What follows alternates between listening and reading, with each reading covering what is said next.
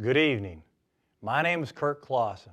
I'm both humbled and grateful to the Tea Party Express for this opportunity tonight. I'm also thankful to my dad and especially to my mom, my hero. I'm thankful for our veterans and men and women in uniform defending our freedom and liberty all over the globe. Finally, I give thanks to our God for the blessings of this great nation, founded in liberty and opportunity for all. President Obama just presented his proposals for America, pretty much the same rhetoric we've heard for the past 6 years. I'm not here to pick apart his ideas one by one, but rather to offer a very different vision for our nation. Further burdening the American economy with even higher taxes is wrong, just as more debt and more unfunded programs are wrong. The Tea Party Express and I see an America where solutions rest not in big government, but personal liberties, in free enterprise, and in the opportunity for all to pursue their American dream, regardless of race, creed, or conditions of birth. To restore our nation to greatness, we need to empower and enable individual achievement. We need to get past the idea that Washington can solve all of our problems. Government and decisions must move closer to home, including more local and family choice on education and on health care. Our vision is not based on wealth redistribution, but rather on economic liberty, private enterprise, and wealth creation that benefits everyone. We believe that all Americans ultimately want the same things. We all want to achieve our own unique American dream. We want opportunity for all, but favoritism for none. As Americans, we celebrate our diversity. We don't always see things the same way, but we can and must respect and listen to each other. And when we do disagree, we've got to do this without insulting each other. Now, I never expected to be here addressing you at this critical time in our nation's history. Just a year ago, I was only active in local politics because of my concerns about water resources in South Florida and preserving the Florida Everglades, which is a real national treasure that we must protect.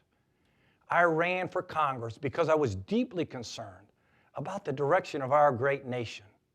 I saw an America deeply divided, bogged down in partisan bickering, with lobbyists and special interest groups lining their pockets at the expense of hardworking Americans.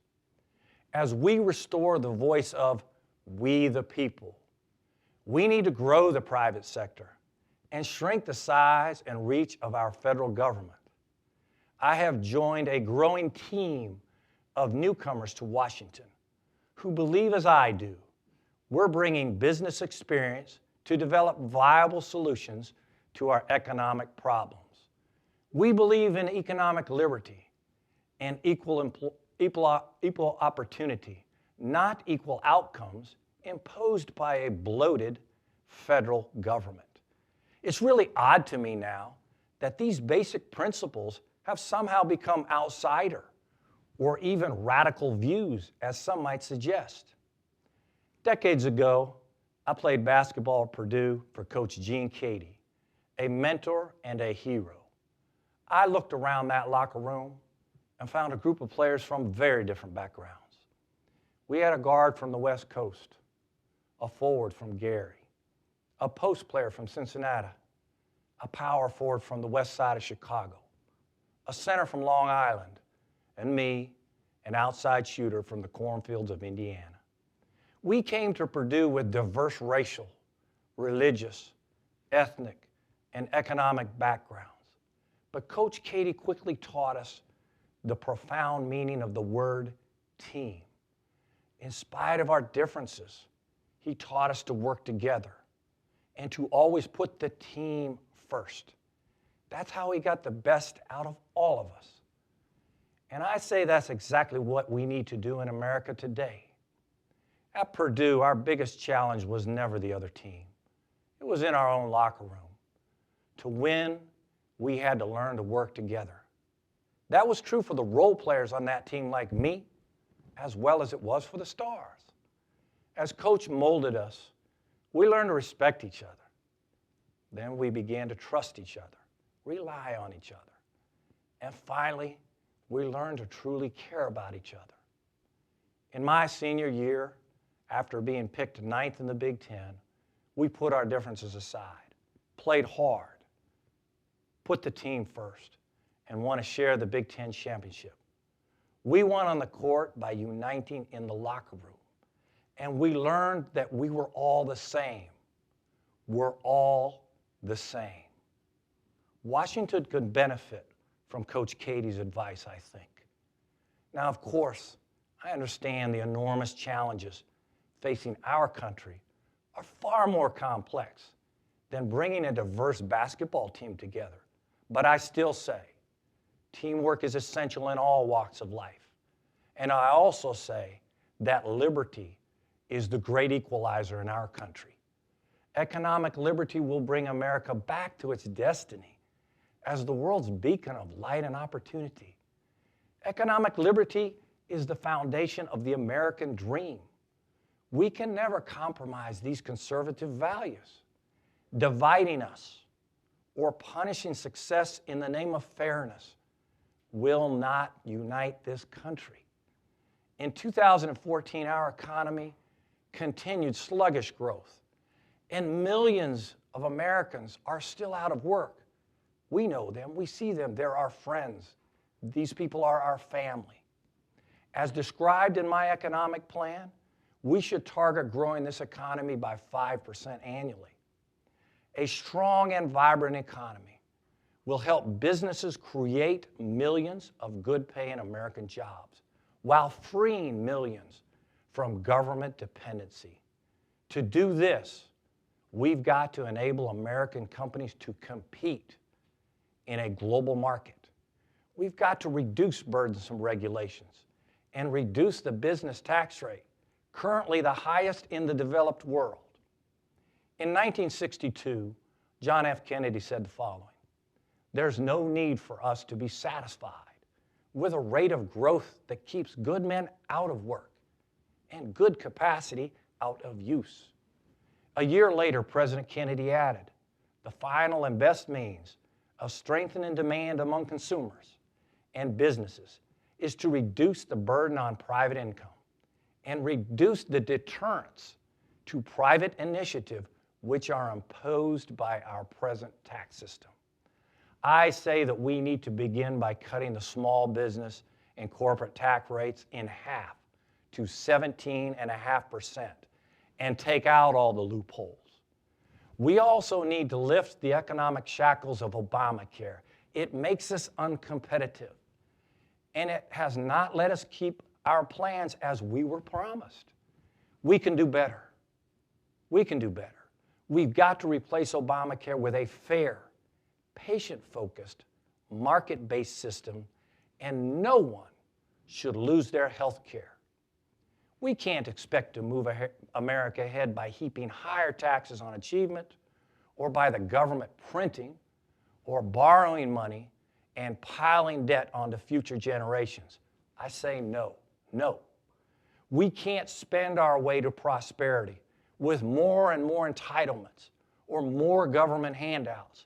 Long-term, sustainable solutions require an empowered private sector led by small businesses and American innovation that must include energy independence. A major step forward here would be for the President to approve the completion of the Keystone Pipeline. Success for our nation also means embracing diversity, including legal immigrants and the millions waiting legally to begin their own American dream. Legal immigration has long been and remains a key to American greatness.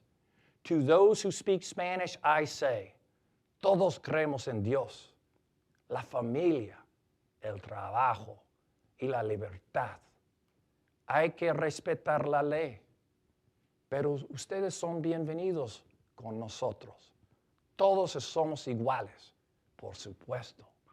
Nuestra casa es su casa. We all believe in God, the family, hard work, and liberty. The law must be followed, but you are all welcome with us. We are all the same, of course.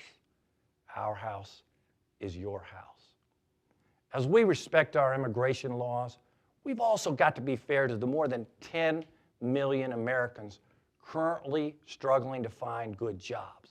As I said, these are our friends, families, and neighbors. To do this, we need to secure our borders first. This is important for fairness first, and also for security for all Americans. Finally, we must unite against the global terrorist threat that is radical Islam.